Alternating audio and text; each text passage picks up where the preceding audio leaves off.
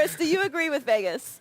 No, I don't. I'm not surprised. Let's put it that way. Because the three-point shot, that's such a factor now. The Warriors make 12 threes a game.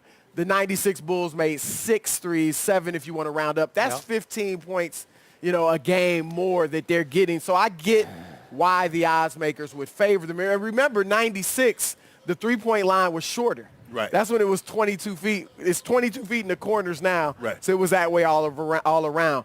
But what the odds makers didn't look at, in my view, is the heart, the intangibles, the mental toughness. And I'm not being critical of any of these Warriors' mental toughness, but nobody that I've seen had the type of mental toughness that Michael Jordan had, especially in 96. Thank you. He was on a mission. Remember, the year before, he had been knocked out of the playoffs in Orlando. And Nick Anderson had said, number 45 is not the same as 23. I can see Draymond saying that. Yes, exactly. I can see Draymond saying he's not the same as he used to be, and that getting under Jordan's skin. Yes. So I would go with the Bulls, not only because of the intangibles, but because they had the players that I think could defend Golden State much better than Cleveland can. You have Jordan on Klay Thompson. Jordan's not going to play. Jordan's want the challenge. He wants Steph. Well, Ron Harper's taking Klay. You could do that. They'll both get on them. I got you there. Dennis Rodman and Draymond, and I think Rodman could get with him. And then you'd have Pippen, of course, with Durant, which is a tough match. I'm not saying they'd shut him down, but they could stick with him. And Tony Kukoc would play a much, much larger role. Yes. So they could go with a small lineup with Kukoc, Harper, Pippen, Jordan, and Rodman that could play with the death lineup of Golden State. So I just can't put it within myself to bet against Michael Jordan. Skip, I hate doing this because I hate trying to 2017 with 96. Anytime we do this, though, Skip, I need to know the era. What rules are we playing by? Exactly. Are we going to let hand check or no hand check? Because if you're going to let Pippen and Jordan steer them wherever they want to go, I got the Bulls. If you play it with today's rules, no hand check, and you can't beat them up like they did back in the 90s because you come down the lane. There was no flagrant. There was really no flagrants back then. You really had to rip somebody's head off and throw it in the stands for you to get a flagrant foul. So if you're going to play with those rules, I got the 96. But if you're going to have the game free-flowing, open like it is today, I got the Golden State Warriors. But I want to see this game for one reason. I don't want to see Jordan on Steph. I don't want to see Pippen on Durant. I don't want to see Harper playing Klay. I want to see Draymond, and I want to see Dennis Rodman. That's what I want to see, Skip, because you already know what's going to happen. Flagrant? Oh, yeah. And when these guys get flagrants, I don't want you to throw them out. I want you to keep them. I want you to keep them in. I want you like WWE. Keep them in there. Let them go until the game ends. Shannon Sharpe. Yes. Shannon Sharpe. I'm sorry, even under today's rules, that 95-96 Bulls team would tear this team apart. Ooh. I'm sorry, it was just too loaded. It was too physical. It was too nasty. It had the greatest competitor, the scariest competitor I've ever watched in any sport, any team sport, next to Ali. Ali was in an individual way. Correct.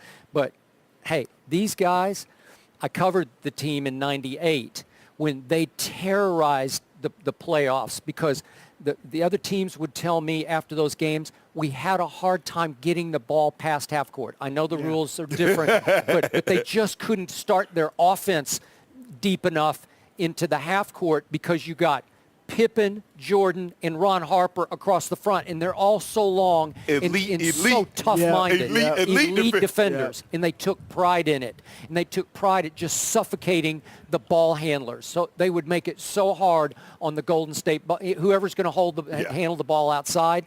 And let me just, to refresh people's memories, that 95-96 team through the playoffs, it swept the Heat. That was Alonzo Mourning and Tim Hardaway. Then Knicks went down in 5 games. That was Ewing, Anthony Mason, Charles Oakley, John Starks, Derek Harper, and Charles Smith. That's pretty good. Yep. Then they swept in the conference finals the magic of Shaquille and Penny Hardaway and Nick Anderson and Dennis Scott and Brian Shaw. They're really good, and they swept that team. And then it took 6 games to beat Seattle with Gary Payton, Sean Kemp, Detlef Schrempf, who I covered in Dallas, was really good. Hersey Hawkins, who was just a flat-out 20-a-game scorer. Yeah, Sam Perkins, Nate McMillan. They were really good. Yeah. And it took 6 games, but they beat them in the finals. And remember, they were up 3-0 and then lost. They may have been able to sweep them or at least beat them in 5. I just thought they took their foot off the gas once they went up 3-0 And the thing is, Seattle. when you talk about Pippen, Jordan, and Harper, basically you got 3 Kawhi Leonards because all those guys could guard you for 94 feet. But Skip, they're not. But you're playing with today's rules, Skip. They're not going to let your hand check. They're going to call that a ticky-tack stuff. Because let's think about Steph Curry shot 10 free throws in the first quarter. So imagine what he's going to do in today's game. They're not going to let Jordan beat him up.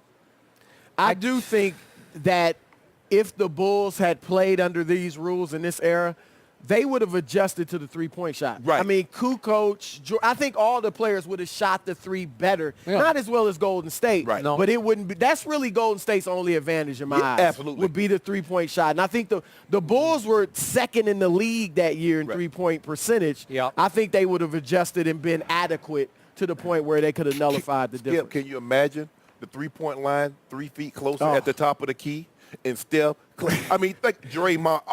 Steph would hit 10 a game, 15 a game. Okay, but remember, the three-point shot, for whatever reason, wasn't valued in those days the way it is now. Right. They hadn't figured out the math of it. Right. I think it took Krzyzewski at Duke to say, hey, NBA, you're missing the boat and the point because it's 3-2, 3-2, 3-2. Just keep shooting threes because if you make X threes, it's going to be +3, +3, and it's going to add up over 4 quarters, and it's going to give you a huge advantage. Yeah, because probably 40% from the three-point line is better than 50 from 2. Because at the you have to be 33% from 3 to equal 50% from 2. So if you Skip, I don't, like I said, the rules are going to be a big determining factor of who wins this game. If you're going to let Rodman and Longley and those guys beat them up, if you're going to let Jordan and Harper and Pip steer them wherever they want them to go, they got no chance because like you said, they're going to cover them 94 feet, so you'll never get an opportunity to get into your offense. But if you're going to let it be free-flowing and you can't hand check and you can't rough them up, and that's the problem Cleveland's having. And imagine Steph going to the lane, which he does back then when you could hammer, like when Karl Malone hit Isaiah Thomas. If somebody does that to Steph. Yeah, 44 stitches later. Dennis Rodman. Can you imagine, Skip?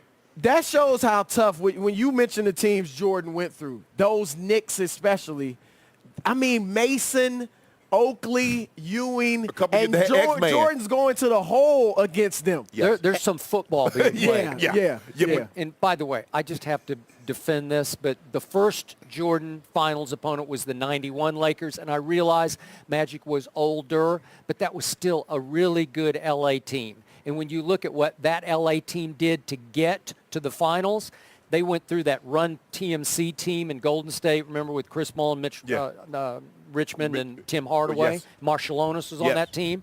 And they beat them in 5. Then Portland was just loaded with Drexler, Kersey, Duckworth, Terry Porter, Buck Williams. Remember those teams? They beat them in 6.